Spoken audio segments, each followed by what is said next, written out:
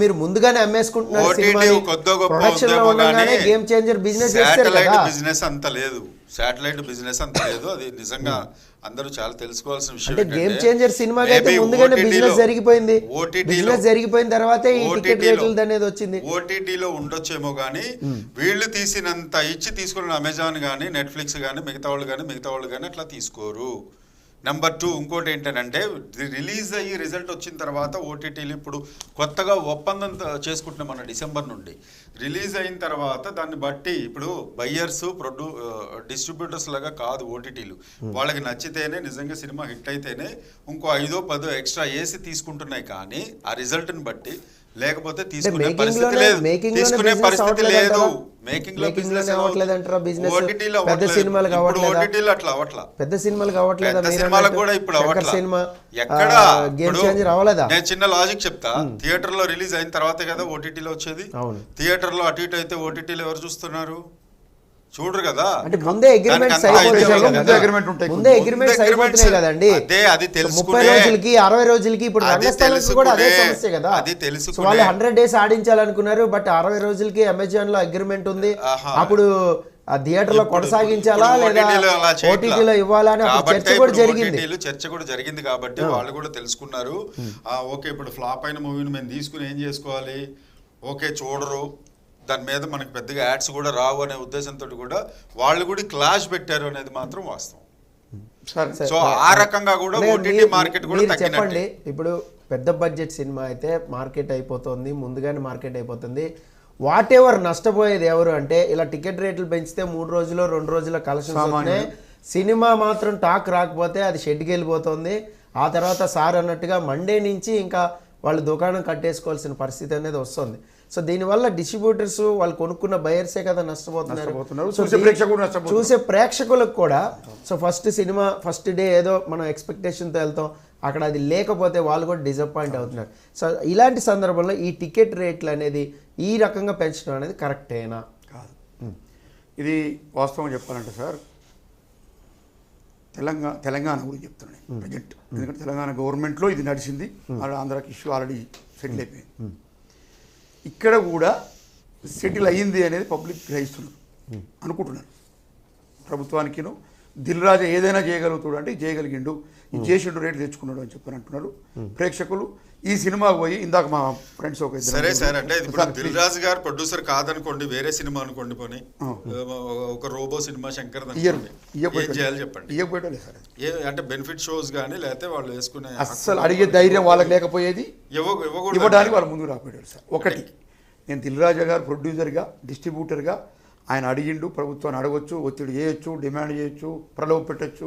ఆయన ఏది చేసినా మేము ఒప్పుకుంటాం సార్, ఎందుకంటే మేము ప్రొడ్యూసర్స్ కాబట్టి. కానీ మా ప్రభుత్వంలో ఆయన ఒక భాగస్వామి. ప్రభుత్వంలో పార్టీని ప్రభుత్వాన్ని బదనాం చేయడానికి ఇది కొన్ని లక్షల మందికి రీచ్ అవుతుంది.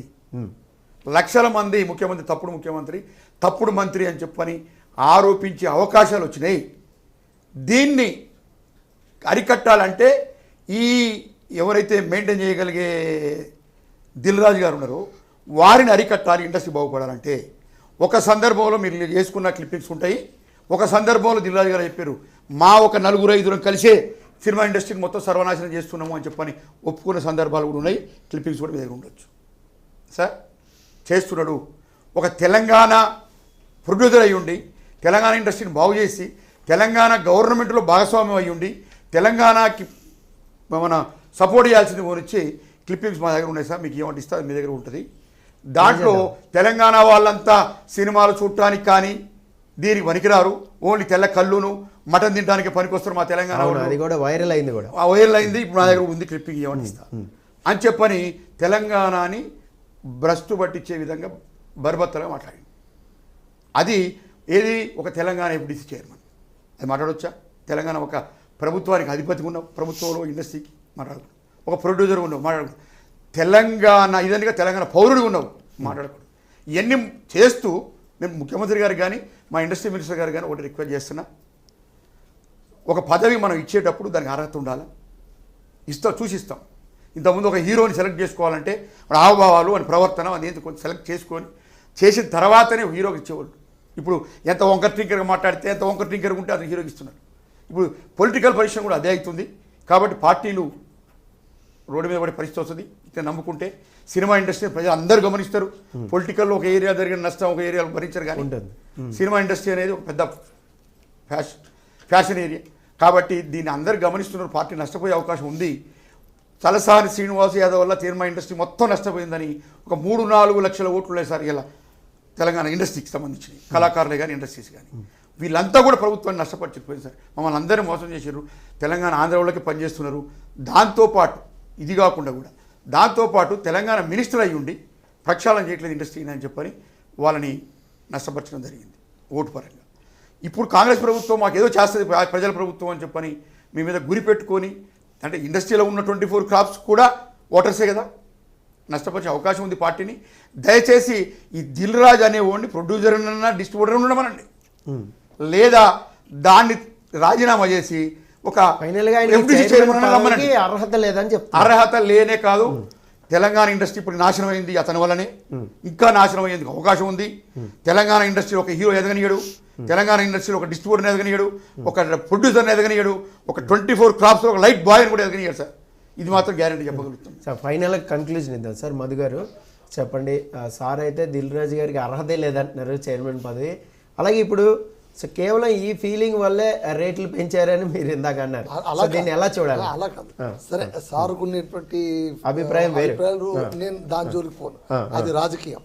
రాజకీయాన్ని పక్కన పెడితే ఒకటైతే వాస్తవం ఏంటంటే, మొన్నటి దాకా ఉత్తర ప్రగల్భాలు పలికినటువంటి ముఖ్యమంత్రి గారు రేట్లు పెంచము, అక్కడికక్కడ కట్ చేసి పడేస్తాము, సినిమా హీరోలేం తోపులు కాదు, వాళ్ళేమి ఎక్కడి నుంచి ఊడిపడలేదు, వాళ్ళు మనలాగా మనుషులే, కళను కళలా చూడండి, కమర్షియల్గా చూడొద్దండి అని ఇన్ని శుద్ధులు చెప్పిన తర్వాత ఉన్నట్టుండి పెంచడం వెనక వారి బలహీనతనే ప్రదర్శితమవుతుంది అంతే.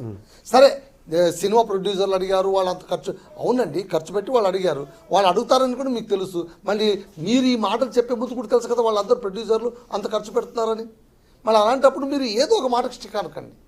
ఇక సరే, ఇంకా ఆ బెంచ్ షో కానీ ప్రత్యేక షోలు కానీ ఎవరు చూస్తారు, మొదటి రోజుల్లో ఎవరు చూస్తారు, తర్వాత రోజుల్లో ఎవరు చూస్తారు, యూత్ అంటే ఏ యూత్, డబ్బున్న యూత్, డబ్బు లేని యూత్, డబ్బున్నవాడు చూస్తున్నాడా, డబ్బున్నా లేకున్నా ఎట్లా ఒకటి పోయి చూస్తాడా, ఇవన్నీ కూడా ఎప్పటికప్పుడు చర్చనీయాంశాలే సార్. ఇవి ఎప్పటికప్పుడు నేను చెప్తానండి సార్, ఒక్క నిమిషం, మనకి టైం కూడా లేదు. సో ఇప్పుడు హాలీవుడ్ స్థాయిలో సినిమాలు మన టాలీవుడ్ మన ఆస్కార్ స్థాయికి వెళ్ళాం, అది మనం గుర్తుంచుకోవాల్సిన పరిస్థితి ఉంటుంది. టికెట్స్ రేట్లు పెంచడము లేదు అనేది అది నిజంగా స్వచ్ఛందంగా సార్ కానీ చెప్పినట్టు అక్కడ నిజాయితీ నిబద్ధత అనేది రావాల్సిన అవసరం ఉంది. ప్రక్షాళన అనేది అక్కడ జరగాల్సిన అవసరం అయితే ఉంది. అయితే ఇక్కడ నా ఉద్దేశం, I still stand by my oats that ఒక 50 రూపీసో 100 రూపీసో పెంచడం, ఎందుకంటే 10,000 థియేటర్లు కాబట్టి అది పెంచడం వల్ల ఓకే, ఫ్యాన్స్ చూస్తారు, ఫ్యాన్ బేస్ చూస్తారు, అది కూడా ఒక 3-4 డేస్ కట్ ఆఫ్ చేసుకుంటే మంచిది. ఇంకోటి, హాలీవుడ్ స్థాయిలో లాగా టెక్నికాలిటీస్ మీద ఎక్కువగా మనం దృష్టి పెట్టి టెక్నికాలిటీస్ మీద మనకి ఇంత అయింది అని అంటే అక్కడ మనకి ఉపాధి అవకాశాలు కూడా పెరుగుతాయి. 200-300 కోట్లతోటి ఒక గ్రాఫిక్స్ లేకపోతే